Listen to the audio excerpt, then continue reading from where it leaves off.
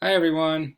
I wanted to give you a quick tutorial on how to access everything in um, our civics e-learning materials. As you hopefully have read through some of the email, that all of the materials moving forward are going to be housed in this e-learning folder here.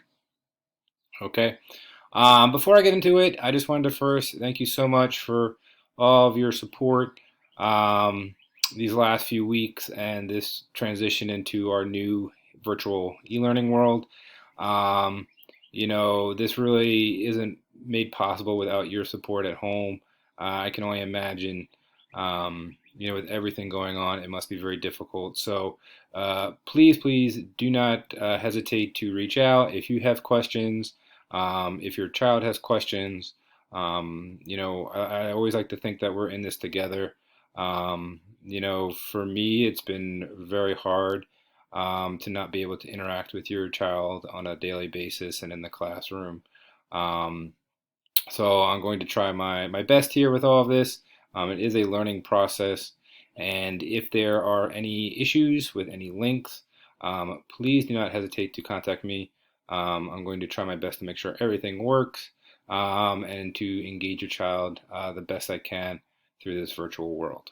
So, as we get into this, um, like I said, please don't hesitate to contact me. So, if you're, this is how your child will look here in the civics and economics course. I have the folder at the very top, so that way it's easy to access. Each lesson is here in a separate folder.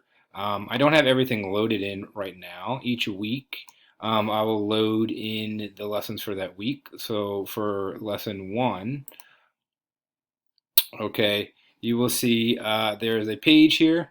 If they click on this page here, they will then see the whole lesson, okay, outlined, what steps to follow, how to kind of check off as you go along, and then the resources and links here. Okay, and then, sorry, if you need additional support, I will be available. Majority of the day, I'll be available always through Schoology messaging and Gmail. I will have live office hours on A days from 9 to 12 p.m. And then on B days in the late afternoon from 3 to 4. But even during the morning, I'll be attentive on my computer. So even if your child wants a quick chat, I'm always available for that.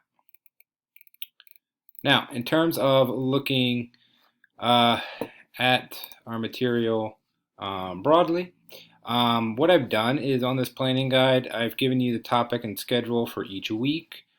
You can view the lesson plan yourself for that week. I will update, this is a live document, so each week I will update the document by providing links to lesson plans. If you click here for week one, lesson one that I showed you in Schoology, this is exactly what you will see that your child can see, because I know a lot of times parents aren't able to access Schoology through their account very well. And as you can see, with the weeks, we're going to start off week one by reviewing a little bit in terms of judicial branch in the Constitution unit. Um, Also, to try to help replace our mock trial, we have the We the Jury game on iCivics. iCivics is a fantastic resource. It was created by our Supreme Court Justice Sonia Sotomayor about 5 years ago. And as we continue, the next week we look to get into legislative branch, talk a little bit more about express versus implied powers. Then we'll get into how a bill becomes a law and the ever popular I'm Just a Bill from Schoolhouse Rocks. And then we're going to be getting into executive powers. We're going to be talking about all the different roles the president can hold in their position, as well as looking a little bit deeper into the cabinet members and other White House positions that help support the president. There's also a great game called Executive Command that the students can play on iCivics. Then we'll be getting into, after reviewing a little bit for legislative and executive, We will be having a summative assessment on it, which will be for criteria A and D. This, just like any of the formatives your child can retake, it's going to be through Schoology quizzes. If you have any questions with that, when we get to it, please let me know. And then finally, we're going to be getting into economics.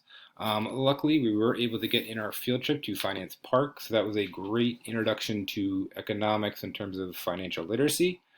But now we're going to be getting more into macroeconomics, broader economics, talking about supply and demand, how economic activity functions.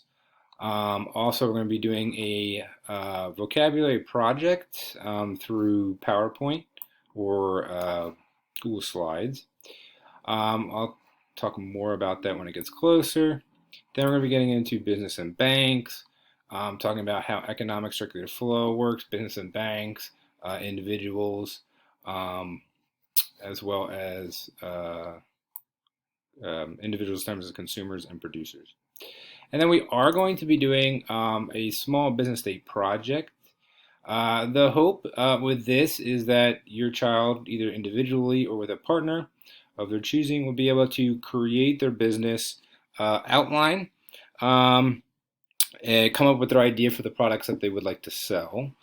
This in the hopes that we're going to look into the following year, if your child is here in 8th grade, that hopefully we can find a way for them to participate in a business day as an 8th grader and already have their business already created from the year prior. This is all stuff we'll have to work through in terms of organization, but my hope is, because this is a project that really every year students look forward to, that they'll have a chance to participate in some shape or form in any way. And then the very last week of school, we have some end of the year activities, just in terms of reflecting on what we've done in the class. And as always, these subjects and activities are subject to change depending on the week. And if things do change, I will put them here accordingly and also update you. So please, like I said, let me know if you have any questions. I hope you enjoy my video. Hope everyone in your family is doing well and staying healthy. And I know this is a difficult time, but we can all get through this. And thank you again so much for all your support.